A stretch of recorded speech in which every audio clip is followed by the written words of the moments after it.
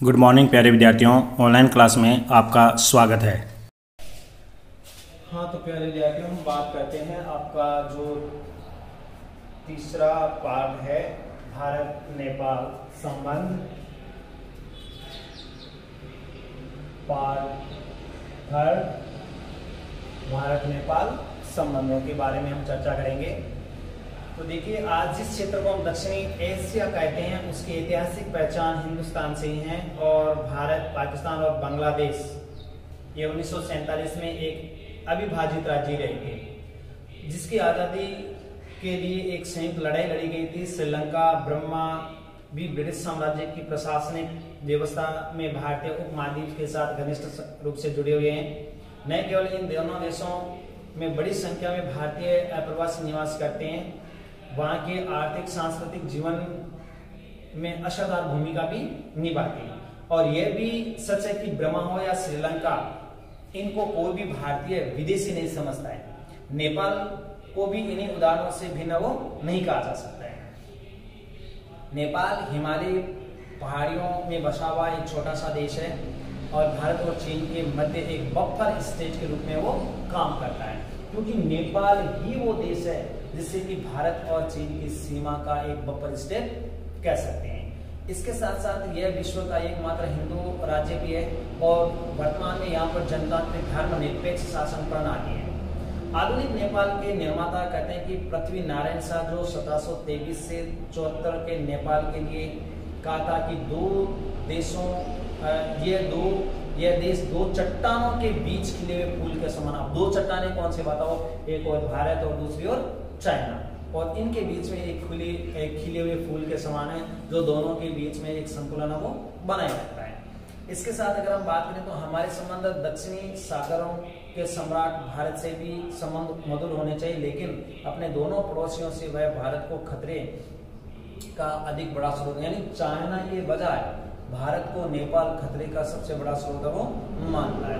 पिछले 200 वर्षों के इतिहास में नेपाल की विदेश नीति का प्रधान विशेषता यही रही है कि दोनों पड़ोसियों के साथ में अच्छे संबंध हो।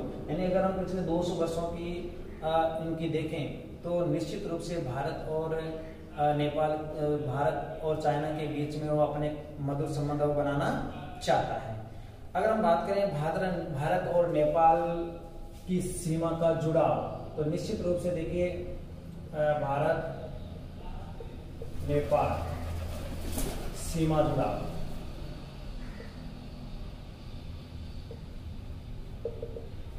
भारत नेपाल अगर हम सीमा जुड़ाव में देखें तो भारत नेपाल सीमा के पश्चिमी छोर पर महाकाली अंचल में छोटी बेताड़ी, करनाली तथा अथवा उत्तर प्रदेश और बिहार के सैकड़ों मील छूता तराई वाला भूभाग आम आदमी के लिए अदृश्य अंतरराष्ट्रीय सीमा कभी भी रोकने टोकने वाली नहीं है। कहने का मतलब है, अगर आप देखोगे तो पश्चिमी दिशा में अगर हम देखें तो आपके उत्तर प्रदेश और बिहार, यानी यूपी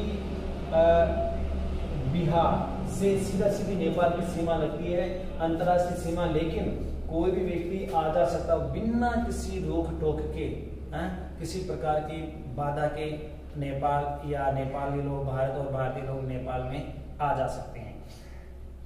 इस पूरे इलाके में रहने वाले भारतीय और नेपाली वो खुशी खुशी से अपने दोनों देशों की संतानों को समझते हैं, यानी भारत वाले नेपाल की वहाँ जो सीमावर्ती क्षेत्र, नेपाल वाले भारत की, तो दोनों ही देशों के लोग खुशी खुशी से।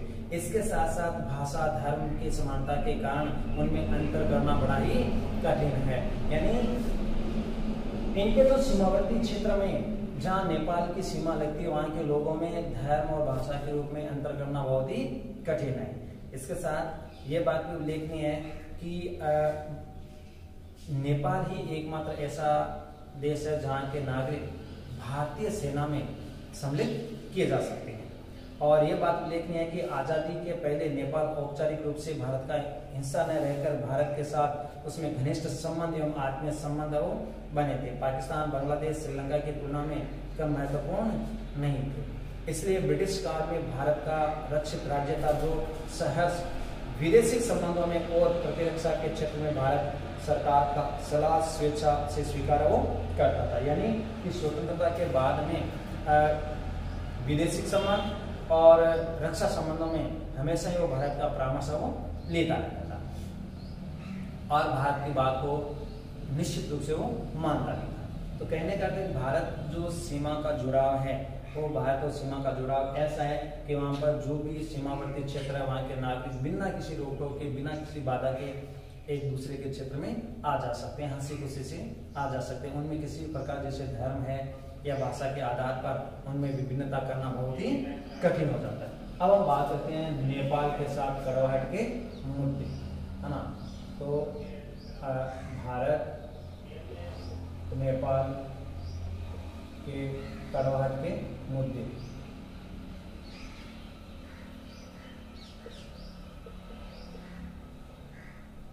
कड़वाहट के मुद्दे या कारण लिख सकते हैं आप।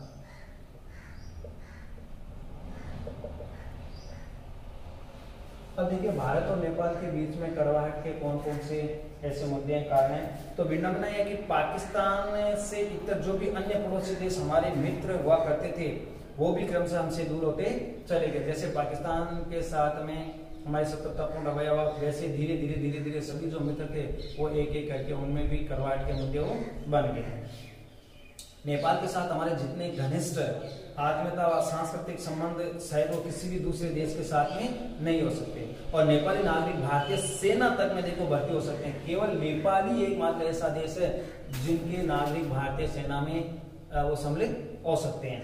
लेकिन आज भारत के प्रति नेपाल की जो भाषा जितनी उग्र सुनने को मिलती है उतनी शायद किसी और देश की सुनने को नहीं मिलती है। कभी 1950 में विषम संधि तनाव पैदा करती है, तो कभी नदी जल विवाद। ये कुछ भारत और नेपाल के बीच में कड़वाहट के मुद्दे। एक तो आप देखोगे कि 1950 की संधि, 1950 में 1950 की संधि, नदी जल विवाद, नदी जल विवाद। तो ये कुछ ऐसे मुद्दे हैं जिनमें भारत और नेपाल के बीच में कड़वाहट है वो भर गई है। अब तो हम बात करें कि भारत नेपाली भूमि में शरण लेने वाले तस्करों, आतंकवादियों को लेकर भी खिन्न रहता है। अच्छा, भारत क्या करता है कि नेपाली भूमि में अगर मान लो भारत से कोई भी नेपाल चला गया और वहां पर कोई तस्करी करता है, आतंकवादी गतिविधियों को सम्मिलित करता है, तो उनमें भी वो लेकर खिन्न रहता है। और साथ साथ में तो नेपाली देश प्रेमियों की शिकायत मुनाफाखोर भारतीय व्यापारियों को भी करती है। यानी नेपाल के जो लोग हैं, जो तस्कर या जो व्यापारी जो भारत में आकर के व्यापार करते हैं, उनसे नेपाल वो रुष्ट है। स्वाधीन नेपाल का कहना है कि उसके मित्र या शत्रुओं का निर्णय भारत नहीं कर सकता। यानी अब तक तो नेपाल खुद भारत से सामरिक और वैदेशिक और अपने रक्षा समझौतों पर भारत से सलाह लेता था। लेकिन स्वतंत्रता के बाद में अगर हम बात करें तो नेपाल यही कहता है कि भारत नेपाल के मामलों में क्या कर रहा है, हस्तक्षेप कर रहा है। वो अपन से विदेश नीति हो या रक्षा समझौते हो या सुरक्षा के मामले को खुद अपना निर्णय लेगा। और देखिए साथ साथ में भारत का दृष्टिकोण है कि नेपाल की स्थिरता और विकास का मॉडल भारतीय सांचे के अनुरूप हो। यानी कि भाई भारतीय चाहता है कि भाई नेपाल का विकास भारतीय मॉडल के आधार पर होना चाहिए। और भारत द्वारा नेपाल की राजशाही को समर्थन देने की नीति भारत नेपाल संबंधों में तनाव पैदा कर रही है। इसके साथ अगर हम बात करें तो नेपाल में भारत के हितों को हम मात्र चीन के साथ उसके रिश्तों के चश्मे से नहीं देख सकते।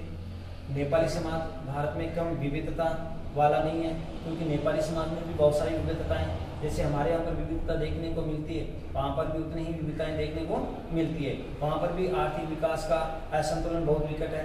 अतीत की साझेदारी भरी यादों के सहारे हम भविष्य का ताना बुना वो नहीं बुन सकते। तो कहने का अर्थ भारतीय चाहता है कि भाई यदि मान लो नेपाल का विकास हो तो एक भारतीय दृष्टिकोण के अनुसार होना चाहिए। क्योंकि अगर हम बात करें कि अतीत की जो साझेदारी है उसी की यादों के सहारे भविष्य का ताना बुना वो नहीं बुना जा सकता है। भारतीय चाहता है कि भाई नेपाल में चाइना का प्रभुत्व वो कम हो, क्योंकि चाइना का प्रभुत्व होने से भारत को और अधिक खतरा बढ़ने की आशंका वो रहती है।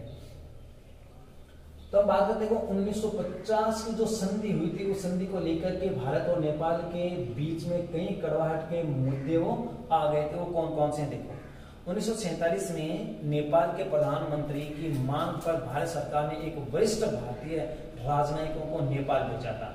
और जिससे नेपाल का संविधान तैयार करने में सहायता भी दी। और लेकिन वहाँ जो संविधान बना हुआ राजशाही की निरंकुशता का अंत करने वाला था, अतः नेपाल के राजाओं ने क्रियान्वित नहीं होने दिया। यानी नेपाल की सरकार के मांग पर ही भारत ने अपना एक शिष्टमंडल, राजनयिकों का शिष्टमंडल नेपाल भेजा था। और वो जो शिष्टमंडल गया था वो नेपाल में वहाँ के संविधान बनाने के लिए वो गया था। और लेकिन वहाँ का जो राजशाही सरकारें थी उन्होंने उसको मान्यता नहीं दी और दोनों के बीच में शत्रुतापूर्ण वो बढ़ गई। भारत सरकार ही नेपाल के साथ कहीं एक नई संधि भी करना चाहती थी। 1949 में संधि का एक मसौदा भी तैयार किया गया, परंतु इसका कोई अंतिम निष्कर्ष नहीं। भारत सरकार चाहती थी कि नेपाल के साथ में एक संधि हो, मसौदा तैयार किया गया, एजेंडा तैयार किया गया, लेकिन उस पर किसी प्रकार का कोई अमल नहीं हुआ। संधि की महत्वपूर्ण शर्त क्या थी कि नेपाल में लोकतांत्रिक प्रणाली स्थापित। भारत ये चाहता था कि भाई नेपाल में जो राजशाही तंत्र है उसको समाप्त करके और वहां पर लोकतंत्र को विकसित किया जाए। तिब्बत में चीन की गतिविधियों बढ़ने से नेपाल की सुरक्षा के बारे में भारत की चिंता बढ़ गई। क्यों कि तिब्बत पर चाइना ने अपना अनाधिकृत अधिकार कर लिया था, तो नेपाल की सुरक्षा के लिए भारत वो चिंतित हो गया था। और 17 मार्च 1950 को प्रधानमंत्री नेहरू ने संसद में कहा था कि नेपाल पर कोई भी संभावित आक्रमण निश्चित रूप से भारत की सुरक्षा के लिए खतरा होगा, क्योंकि तिब्बत पर चाइना का अधिकार होने से भारत को नेपाल की सुरक्षा को देखते हुए खतरा महसूस होने लगा। इसीलिए संसद में पंडित नेहरू ने यह तक कह दिया था कि यदि नेपाल पर आक्रमण होता है तो वो नेपाल पर नहीं भारत पर आक्रमण वो माना जाएगा। इसी दृष्टि को देखते हुए 1950 में जनरल विजय शमशेर और एन.एम. दीक्षित ने नेपाल सरकार के प्रतिनिधि के रूप में भारत की यात्राएं की और 30 जुलाई 1950 को दोनों देशों के बीच में एक ऐतिहासिक संधि हुई थी। और इसी बीच नेपाल में घटित घटनाओं के कारण भारत सरकार और नेपाल की राणा सरकार के मध्य तनाव भी उत्पन्न हो गया। यानी कि भारत और नेपाल के बीच में 1950 में संधि तो हो गई थी, लेकिन उसी समय नेपाल में कुछ राजनीतिक घटनाएं घट गई और उन राजनीतिक घटनाओं के कारण नेपाल की जो राणा सरकार थी और भारत सरकार के बीच में तनाव के मुद्दे वो खड़े हो गए। तो नेपाल की सरकार ये नहीं चाहती थी कि भी नेपाल में लोकतांत्रिक या जनतांत्रिक सरकारें स्थापित की जाए। और नेक्स्ट देखो नेपाल में राणाशाही का विरोध। नेपाल में राणाशाही का विरोध और इसमें भारत की क्या भूमिकाएं रही। तो देखो 1950 में जो संधि हुई थी उस संधि से राणाशाही की मुक्ति के पाने के लिए प्रयास हो गए, क्योंकि नेपाल की जनता भी चाहती थी कि राजशाही शासन समाप्त हो जाए और वहां पर लोकतांत्रिक शासन की प्रक्रिया वो प्रारंभ हो जाए। तो 16 नवंबर 1950 को नेपाल के महाराजा त्रिभुवन ने राज परिवार के 14 सदस्यों के साथ अपने आप को राजमहल का परित्याग कर भारत में शरण ली। यानी कि ये जो संधि हुई थी उसके बाद में नेपाल में काफी विद्रोह उत्पन्न हो गया और विद्रोह होने के साथ साथ नेपाल के जो राजा थे उन नेपाल के महाराजा त्रिभुवन और परिवार के 14 सदस्य भागकर कहाँ आ गए, भारत आ गए और यहाँ आकर के उन्होंने शरण ले ली थी। और राणा शमशेर के विरुद्ध गृह युद्ध शुरू हो गया और यह विद्रोह भारत के भूभाग से ही संचालित किया जा रहा था, यानी भारतीय भूभाग से ही ये विद्रोह संचालित किया जा रहा था। और अंत में भारत के सहयोग से नेपाल में राणाशाही का क्या हुआ अंत और नेपाल के महाराजा त्रिभुवन वास्तविक शासक बने और लोकतंत्र की स्थापना हुई। यानी उसके बाद विद्रोह समाप्त हुआ और भारत सरकार की सहायता से महाराजा त्रिभुवन वहां के वास्तविक शासन बन गए और लोकतंत्र की स्थापना हुई। इसमें पंडित नेहरू ने कहा कि नेपाल की स्वतंत्रता का सम्मान करते हुए हम नेपाल में कोई अव्यवस्था सहन नहीं कर सकते। पंडित नेहरू ने भी ये बात स्पष्ट कर दी थी कि भी नेपाल की सुरक्षा हमारी जिम्मेदारी है, इसलिए नेपाल में हम किसी भी प्रकार की अव्यवस्था होने नहीं देंगे और उनको बिल्कुल आश्वस्त कर दिया था। और 1955 में संयुक्त राष्ट्र संघ का नेपाल सदस्य भी बना। नेपाल के विदेश मंत्री ने 1955 को भाषण में कहा था कि नेपाल किसी भी दशा में भारत के विरुद्ध नहीं जाएगा। यानी नेपाली विदेश मंत्री ने अपने संसद में बात कर दी थी कि भाई नेपाल किसी भी स्थिति में भारत के विरुद्ध नहीं जाएगा। और भारत ने नेपाल को अंतर्राष्ट्रीय मान्यता भी प्रदान कर दी और में बड़ी सहायता की और कहा कि नेपाल का वह सबसे बड़ा मित्र भी है। तो इस दृष्टि से अगर देखा जाए तो नेपाल में राणाशाही का विरोध हुआ और वहां पर जनतांत्रिक सरकार स्थापित की गई और नेपाल विदेश मंत्री ने स्पष्ट कर दिया कि भाई वो भारत के विरुद्ध कभी भी नहीं जाएगा, ठीक है ना। तो कई बार ऐसे मुद्दे खड़े हो गए जिन मुद्दों के कारण भारत और नेपाल के बीच में कड़वाहट है वो डाल दी गई थी। अब नेपाली मामलों में चीन की अभिरुचि, कारण एक ये भी है कि नेपाल में चीन का हस्तक्षेप कह सकते हैं आप, या अभिरुचि और भारत का विरोध और भारत का विरोध, क्योंकि भारत कभी भी नहीं चाहेगा कि जो नेपाल है वो चीन का सहयोग करे या चीन का नेपाल में हस्तक्षेप हो, क्योंकि चीन का अगर नेपाल में हस्तक्षेप होता है तो भारत उसका विरोध करता है। क्योंकि आप पहले अभी मैंने आपको पढ़ाया था कि नेपाल में जो विदेश मंत्री थे उन्होंने स्पष्ट कहा था कि भी नेपाल ऐसा कोई कार्य नहीं करेगा जिससे कि भारत में शत्रुतापूर्ण रवैया हो या वो भारत के विरुद्ध कभी भी ऐसा कोई दृष्टिकोण वो नहीं अपनाएगा। देखिए 1959 में नेपाल के प्रधानमंत्री कोइराला ने चीन की यात्रा की और चाउ एन लाई को पुनः नेपाल आने का निमंत्रण भी दे दिया था। यानी नेपाल के जो प्रधानमंत्री थे वो चाइना गए और चाइना के जो सरकार थी उनको नेपाल में आने का निमंत्रण भी दे दिया। चीन एवं नेपाल के मध्य एवरेस्ट पर्वत शिखर पर कई बार समझौते भी हुए जिसके भारत ने कड़ी आलोचना भी की थी। यानी चीन और नेपाल दोनों के बीच में एवरेस्ट पर कई शिखर समझौते भी हुए जिनकी आलोचना भारत सरकार ने की थी। कोइराला मंत्रिमंडल कुछ ही समय बाद भंग कर दिया गया और नेपाली कांग्रेस के अनेक नेताओं को गिरफ्तार कर लिया गया, किंतु इनमें कुछ ही व्यक्ति भागकर भारत चले गए और वहीं से नेपाल में जन आंदोलन संचालित करने लगे और उसे सफल बनाने का प्रयास भी करने लगे। ऐसे में जो कोइराला मंत्रिमंडल था उसको भंग कर दिया गया और कुछ जो सदस्य थे वो भारत भागकर आ गए और भारत से उन्होंने नेपाल विरोधी कार्यवाही संचालन वो करते रहे। इसके साथ साथ इससे दोनों देशों में आपसी संबंधों में कटुता आ गई जो काफी समय तक वो बरकरार रही थी। यानी भारत और नेपाल के बीच में कटुता के बीच पड़ गई और एक लंबे समय तक दोनों देशों में किसी भी प्रकार का सुलह नहीं हो पाया।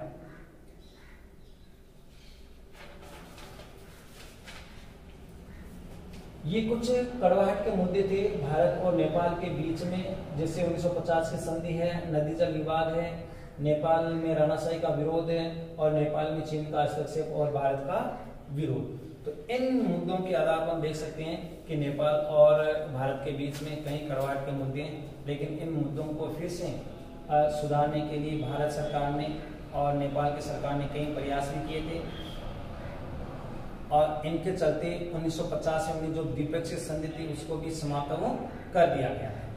तो देखिए 1950 में बनी जो द्विपक्षीय संधि थी 1989 में भारत ने नेपाल के साथ व्यापार और पारगमन संधि की अवधि पूरी हो जाने पर उसका नवीनीकरण करने से मना कर दिया। यानी जो 1950 में संधि की थी तो नया सीमा उन्होंने मना कर दिया कि हम इस संधि को नहीं मानेंगे और सीमा शुल्क और जांच संबंधी कार्यों में कठोरता बरती गई। क्योंकि पहले मैंने अभी आपको बताया था कि यूपी और बिहार से कोई भी भारतीय नेपाल में जा सकता है, नेपाल से यूपी बिहार या भारतीय क्षेत्र में आ सकता है।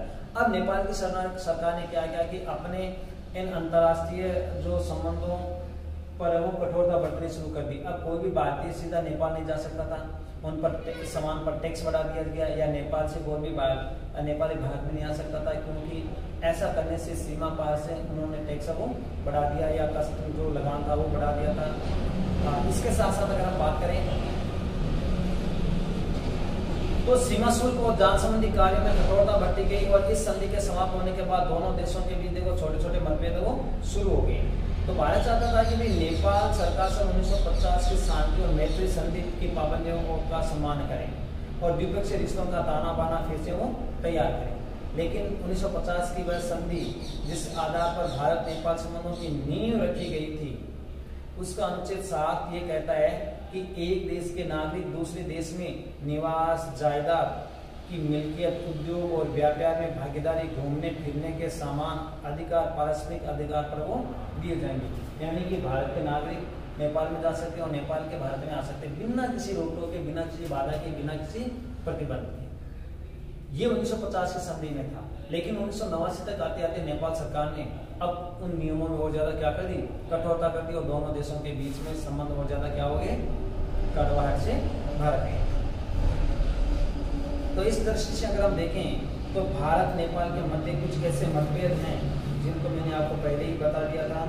कुछ ये राणा परिवार की हत्या और नेपाल में लोकतंत्र की हत्या, आप इनको भी लिख सकते हो और साथ में ये भी आप वो लिख सकते हैं। स्पष्ट दिया भारत नेपाल के मध्य मतभेद। सबसे पहला है नेपाल का स्वयं को शांति क्षेत्र घोषित करने का दबाव, यानी बार बार वो भारत पर दबाव डालता है कि भाई नेपाल को शांति क्षेत्र घोषित वो किया जाए। तो भारत और नेपाल के सुरक्षा संबंधी सम्मान होने पर भी उनके संबंधों में अत्यधिक वो उतार चढ़ाव, देखो दोनों के संबंध एक जैसे हैं लेकिन फिर भी दोनों में काफी उतार चढ़ाव भी आया हुआ है। ये आपके 5वां नंबर है, नेपाल को शांति क्षेत्र घोषित करना।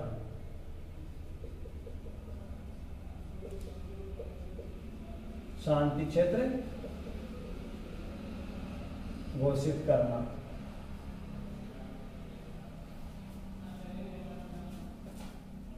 तो हम देखते हैं कि बार बार नेपाल का आग्रह है कि नेपाल को शांति क्षेत्र घोषित किया जाए और भारत सरकार का दृष्टिकोण यह है कि केवल नेपाल को ही क्यों, संपूर्ण भारतीय उपमहाद्वीप को ही क्या किया जाना चाहिए, शांति क्षेत्र को घोषित किया जाना चाहिए। ठीक है ना। भारत इसे अपना विरोधी प्रस्ताव मानता है और यह उसके अनुसार अप्रत्यक्ष रूप से भारत पर एक प्रकार का क्या करता है, दोषारोपण भी करता है। दूसरा आपके जैसे कि राज परिवार की हत्या और आपातकाल, हम पढ़ते हैं कि नेपाल नरेश ज्ञानेन्द्र ने जून 2001 में अपने भाई राजा वीरेंद्र और उनके पूरे परिवार की हत्या के बाद बहुत ही रहस्यमय एवं संदेहास्पद परिस्थितियों में नेपाल की राजगद्दी वो समर्थी, यानी कि नेपाल के राज परिवार की हत्या कर दी गई। और ऐसे में नेपाल नरेश ज्ञानेन्द्र ने बहुत ही रहस्यमय कौन से अपने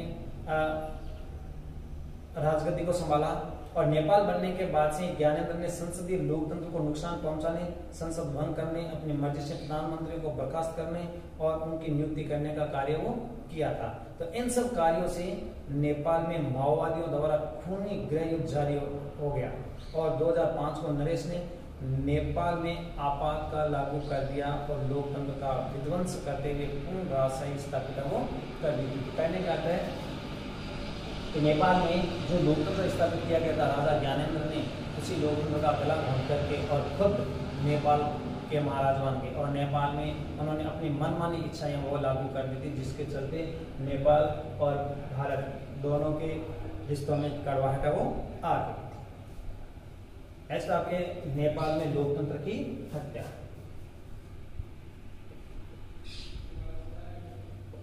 नेपाल में लोकतंत्र की हत्या। लोकतंत्र की हत्या का मतलब क्या है, लोकतंत्र को समाप्त करते और फिर से राजशाही तंत्र को स्थापित करना। ये आप देखते हो कि 2005 में ज्ञानेन्द्र ने किस तरह से राजनीतिक सत्ता अपने हाथ में ले ली और राजा ज्ञानेन्द्र की सारी राजनीतिक कार्यवाहियां प्रतिक्रियात्मक रहेगी, यानी विरुद्ध की रहेगी।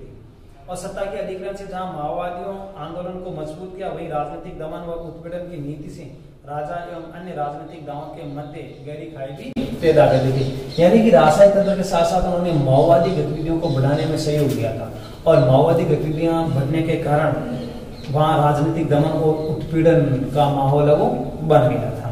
इसी के साथ अगर हम बात करें तो राजा ज्ञानेन्द्र की सत्ता का केंद्र बने रहने की प्रबल इच्छा का यही परिणाम है कि नेपाल समस्त राजनीतिक दल व माओवादी एक मंच पर वो आ गए थे। क्यों कि राजा ज्ञानेन्द्र है वो नेपाल के खुद राजा बनने की प्रबल इच्छा ने राजनीतिक और माओवादियों को एक मंच पर लाने का कार्य वो कर दिया और नेपाल में लोकतंत्र बहाली के बढ़ते अंतर्राष्ट्रीय दबाव और राजशाही के विरुद्ध प्रबल जन आंदोलन के आगे झुकते हुए राजा ज्ञानेन्द्र ने 2006 को पुरानी संसद को फिर से बहाल कर दिया, जो कोइराला की संसद थी। और नई संसद ने राजा ज्ञानेन्द्र से करीब सारे अधिकार भी छीन लिए थे और संसद सर्वोच्च होगी और माओवादियों ने अंतरिम सरकार में शामिल होने का फैसला भी कर लिया था। 2006 में नेपाल में इतना विद्रोह हो गया था कि राजा ज्ञानेन्द्र को अपनी सत्ता छोड़नी पड़ी और पुरानी संसद को बहाल कर दिया गया और माओवादी भी सारे के सारे अंतरिम सरकार में क्या हो गए, सम्मिलित हो गए थे। इस तरह से नेपाल में लोकतंत्र की राह वो चल पड़ी। तो कहने का ये है कि नेपाल और भारत के जो मुद्दे थे वो मुद्दे बिल्कुल वैसे हैं जैसे आप चीन और पाकिस्तान के मुद्दे वो देखते हैं। तो इस तरह से नेपाल में लोकतंत्र की हत्या कर दी गई थी। तो ये सारे जो मुद्दे हैं वो एक एक करके नेपाल और भारत में कड़वाहट के मुद्दे वो बनते चले गए, जिसके कारण भारत और नेपाल के बीच में धीरे धीरे उन मुद्दों में कड़वाहट वो आती चली गई।